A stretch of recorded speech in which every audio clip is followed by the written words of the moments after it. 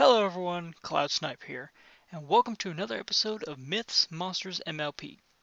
Today we'll start with another segment that I normally would let Rudder have, but he's off at the Crystal Empire doing some research for me. But then I thought, crystals in this world have major importance, ranging from Rarity's dresses and Spike's food to as powerful as the elements of harmony and the Crystal Heart.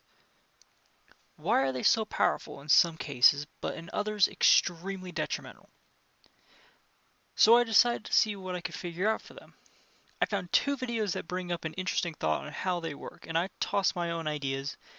Those two videos are The Elements of Disharmony by Canned Cream and the Sonic Rainbow video by the Brony Notion. Basically, the Brony Notion theorized that the Sonic Rainbow is magic that a Pegasi have, allowing them to float and fly with very little in the way of physical input via the wings being compressed, similar to that of the human world's sonic boom, where an object travels faster than the speed of sound, and the boom is caused by an object forcing the air in front of it to practically implode on itself, causing the cloud and the boom. But in the show, the force of the sonic rainbow is the magic in front of her, getting magic being compressed to an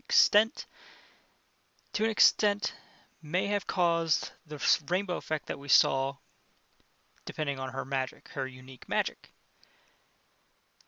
Now, the point of Canned Cream's video is he brought up the fact that because of the principle of balance with the existence of the elements of harmony, there must be elements of disharmony. One of which may be the Alicorn amulet, and maybe even the tainted crown when Sunset Shimmer tried to wear the Twilight's element of harmony in the first Equestria's movie. It raised a question in me.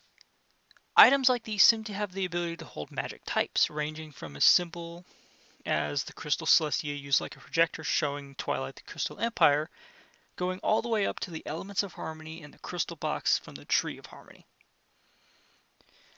So I started to wonder, when else could crystals be used for, and my guess is magic-based technology such as Flim & Flam's magic-powered apple cider car. Maybe crystals can be used to form like a power cell. So I decided to see if crystals in the human world could hold a charge like that, and from what I found, it can be possible. Now you may have asked, how do I know all crystals can do the same thing, and not just unique ones like the Alicorn amulets and the elements? Well, we can look no further than the Sonic Rainbow episode. For that one, the episode cuts away to Rarity standing in front of the rock that, unknown to her, is filled with gems of all types. The sonic rainbow causes the gems to resonate and become visible to her. My theory is that the magic from the sonic rainbow gets partially absorbed by each gem, causing her magic to pick up and see the magic stored by the stones. Now, it's no grand realization that some people believe that quartz can purify quote-unquote dark energy from the body and replace it with positive energy. But they can also generate and contain energy similar to that of the crystal heart. In fact, there are 4 ways a crystal interacts with energy.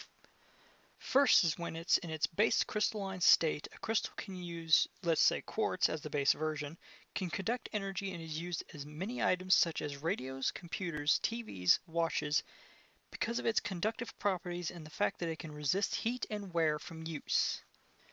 Then liquid, which is similar to the crystal state, but has ways to affect its light reflectivity. The magic use, I said earlier, to purify bad energy is called metaphysical properties. Use it to hold physical and emotional energy. And lastly, piezoelectricity crystals. Crystals can generate electricity under pressure. When a crystal is slightly distorted and then allowed to spring back into place, it produces a slight electrical charge. According to Louis van Wager of Yale University, this effect can be used to regulate the flow of electrons in a transistor. Now, again, you may be wondering, how is this relating back to the magic crystals and stuff like that?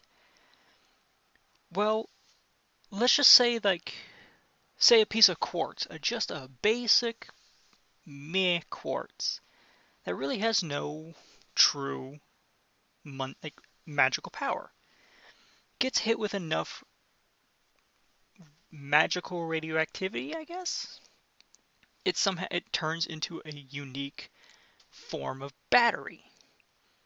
Now, normally, gems, after having a certain amount of electricity, they start to lose that electricity, similar to the way a battery works, or maybe a solar cell from a solar array. The main thing that could happen is, what if the purer the gem and the rarer, say like a straight up pure 100% diamond, gets hit with a strong magic energy, like say if Rainbow Dash had the diamond on her when she did her Sonic Rainbow. It could possibly absorb enough energy to where it could become its own magical artifact. For instance, in just the other room, I have, well, let's just say a magic artifact that is quite powerful that I kind of don't want to have anything happen to it. Hey, Laurent, can you go make sure that thing's still there? Thank you. Okay, yeah, it's still there. And with certain gems, when they absorb more energy, they can become more attuned to that energy. So I could feasibly say that the elements of harmony and all these other crystalline objects were at some point just rocks in the ground. Just basic rocks in the ground, but somehow they're subjugated to enough magical power to where they become unique and strong and powerful gems. But hey, that's just my theory, people. I'll let you guys theorize away with the way you do it. And heck, if you guys come up with any more interesting ideas on how it could work, post them in the comments. Head over to my Tumblr page and message me there. If you like my video and you want to see more of it, subscribe, like, maybe follow me on Tumblr if you need to. And as always, I'll see you in the skies, Busters.